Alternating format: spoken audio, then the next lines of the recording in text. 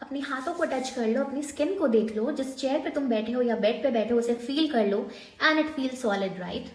पर साइंस कहती है जो भी चीज़ आपको सॉलिड लगती है वो एक्चुअल में सॉलिड नहीं, 99.99% एम्प्टी स्पेस है, जिसे आप कहते हो एनर्जी।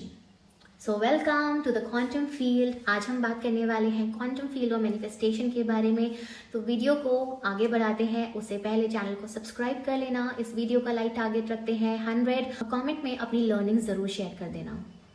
तो देखो, फरवरी तो खत्म होने वाला है, मार्च में हम जल्दी से घुस रहे हैं और कुछ लोग आज भी 2025 की नेगेटिविटी को कैरी कर रहे हैं और फिर बोलते हैं कि 2025 खराब था, 2026 में भी हम जाने अनजाने में वाइब्रेशन ऑफ फियर कैरी कर रहे हैं। तो इसलिए आज हम चीज़ें नहीं बदलेंगे, हम बदलेंगे अपनी एनर्जी को, क्योंकि एनर्जी को बदलना ही सबसे ज़्यादा इंपॉर्टेंट है। चीज़ें बदल के कुछ फ़ायदा नहीं होगा। ओके, तो सबसे पहले समझते हैं कि क्वांटम फील्ड होता क्या है।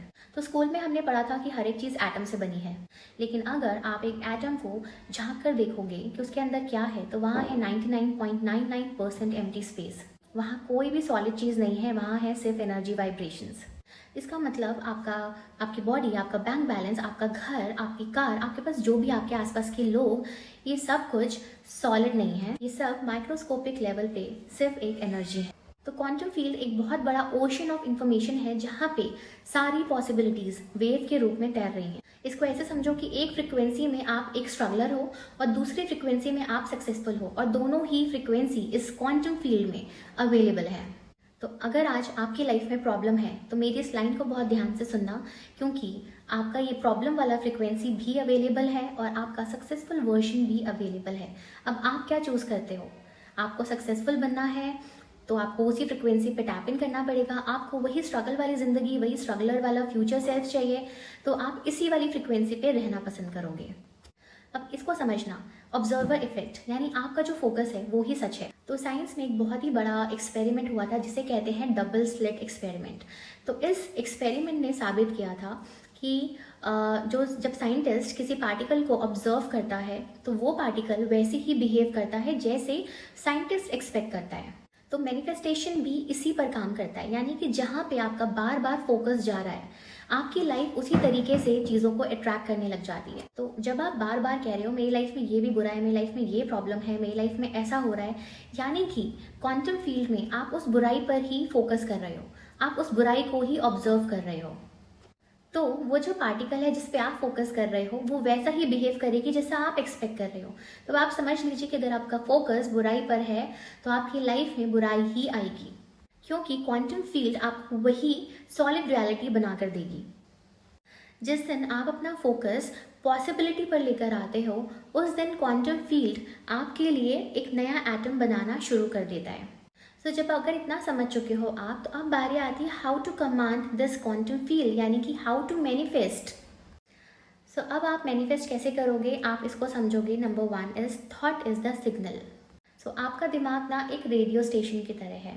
आप जो भी सिग्नल यूनिवर्स को भेजते हो, यूनिवर्स आपको वही सेम फ्रिक्वेंसी के सिग्नल्स भेजेगा। तो आपको ये ध्यान रखना है that you have to be very clear, आपको चाहिए क्या। अब आपने बोला मुझे पैसे चाहिए। अब पैसे 1 रुपये भी हो सकते हैं, 100 रुपये भी हो सकते हैं, 100 करोड़ भी हो सकते हैं। तो अब आपने यहाँ पे क्लैरिटी नहीं दी, आपने बोला मुझे पैसे चाहिए, मुझे पैसे चाहिए। आपको राह चलते हुए कहीं पे 1 रुपये मिल गए, किसी ने आपको 10 रुपये पकड़ा दिए, कहीं से आपको शगुन का लिफाफा 100 रुपये मिल गया, क्योंकि आपने तो पैसे मांगे थे। अब यूनिवर्स आपको आपके अकॉर्डिंग, आपके बिलीफ के अकॉर्डिंग आपको पैसे दे रहा है। लेकिन अगर आपने बोला मुझे 1 लाख रुपीज़ चाहिए, right, you are very clear, आपने बोला मैं फिनेंशियल फ्री हूँ, राइट। सो आप एक क्लियर सिग्नल यूनिवर्स को भेजते हो, वो आपको वैसे ही सिग्नल भेजेगा, वैसे ही अपॉर्चुनिटीज़ भेजेगा जहाँ पे आप फिनेंशियली फ्री रह सको। Number 2 is feeling is the magnet. अच्छा, यहाँ पे ना हम सबसे बड़ी गलती करते हैं, हम बोलते हैं कि मैंने तो मांग लिया, मैं तो मैनिफेस्ट कर रहा हूँ, बट मुझे मिल नहीं रहा है। तो यहाँ पे हम क्या गलती करते हैं, मांगने के बाद हमारे अंदर का जो बिलीफ होता है वो हमारे मांगने, यानी हमने जो चीज़ मांगी है उसके साथ वो अलाइन ही नहीं होता। Number 2 is feeling is the magnet.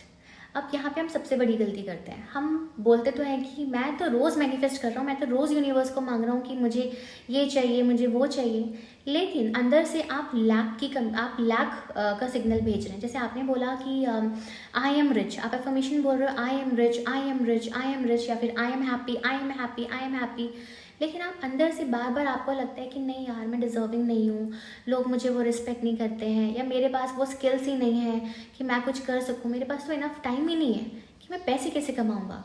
तो जब इतने सारे आपके बिलीफ हैं, नेगेटिव बिलीव्स रखे हैं, आपकी फीलिंग्स ही नहीं आ रही हैं, तो मांगने का क्या फ़ायदा। क्योंकि इस क्वांटम फील्ड को आपके वर्ड्स समझ में नहीं आते हैं, इसको समझ में आती है आपकी वाइब्रेशंस। और यहाँ पे सबसे बड़ा, सबसे प्यारा सा टूल है, वो है ग्रैटिट्यूड। तो जब आप ग्रैटिट्यूड की उसमें रहने लगते हैं, फ्रिक्वेंसी में रहने लगते हैं, तो आप क्वांटम फील्ड को बता रहे होते हो, वो सिग्नल भेज रहे होते हो, I am thankful in every situation, मेरे पास तो ये सब ऑलरेडी है। यानी आप उसको लैक नहीं, आप उसको बता रहे हो कि मैं कितना अबेंडेंट हूँ। तो क्वांटम फील्ड भी आपकी उसी फ्रीक्वेंसी के साथ मैच होकर के आपको अबेंडेंस की फ्रीक्वेंसी देगा, यानी कि वो अपॉर्चुनिटीज़ देगा, वो लाइफ में सिचुएशंस देगा जहाँ पे आप और ज़्यादा ग्रैटिट्यूड फील कर सको। अगर आपको नहीं समझ में आ रहा है तो फिर से इसको रिवाइंड करना और फिर से देखना मैंने क्या बोला है, क्योंकि ग्रैटिट्यूड इज़ द की, जहाँ से आप अपनी नई फीलिंग्स बनाना स्टार्ट करोगे। Number 3 is stop judging. Manifestation में एक बहुत बड़ा रूल है कि दूसरों को जज करना बंद करो, क्योंकि जजमेंट एक नेगेटिव फ्रिक्वेंसी है, लो फ्रिक्वेंसी है। जब हम किसी को जज करते हैं तो यानी कि हमें कंपैरिजन मोड पर आ जाते हैं और फिर हम खुश नहीं रह पाते, क्योंकि हमारा फोकस दूसरों की खुशियों पे ज़्यादा चले जाता है।